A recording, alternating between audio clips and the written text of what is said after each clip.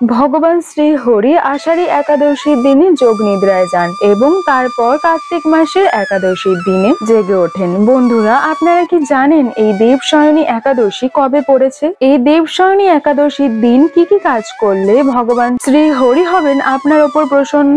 নমস্কার প্রিয় দর্শক বন্ধুরা, কৃষ্ণার্জুন চ্যানেলের পক্ষ থেকে জানাই আপনাদের আন্তরিক স্বাগত। হিন্দু ক্যালেন্ডার অনুযায়ী আষাঢ়ী একাদশী বা দেবশয়নী একাদশীর তিথি 16ই জুলাই 2024 অর্থাৎ মঙ্গলবার রাত 8টা বেজে 33 মিনিটে শুরু হবে এবং 17ই জুলাই 2024 বুধবার রাত 9টা বেজে 2 মিনিটে হবে শেষ।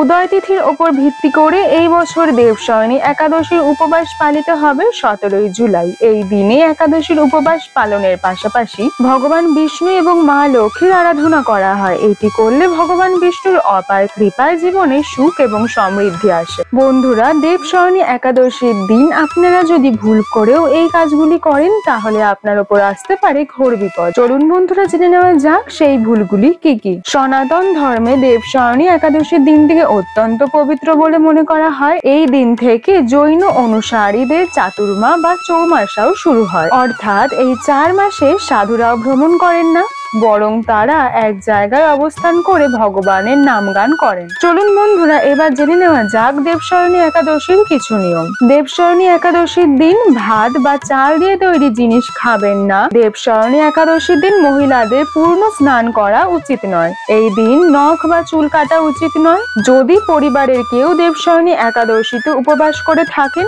এবং এই দিনে বাড়িতে ভগবান বিষ্ণু এবং মা লক্ষ্মীর পুজো করেন, তবে তামসিক খাবার বাড়িতে রান্না করবেন না বা ঘরেও আনবেন না। দেবশয়নী একাদশীর দিনে ভগবান বিষ্ণুর প্রিয় রং অর্থাৎ লাল বা হলুদ রঙের পোশাক পরারই চেষ্টা করুন। প্রিয় দর্শক বন্ধুরা, কেমন লাগলো আপনাদের আজকের এই ভিডিওটি কমেন্ট সেকশনে জানাতে কিন্তু ভুলবেন না। ভিডিওটি যদি আপনাদের ভালো লেগে থাকে অবশ্যই লাইক, শেয়ার এবং সাবস্ক্রাইব করে দেবেন।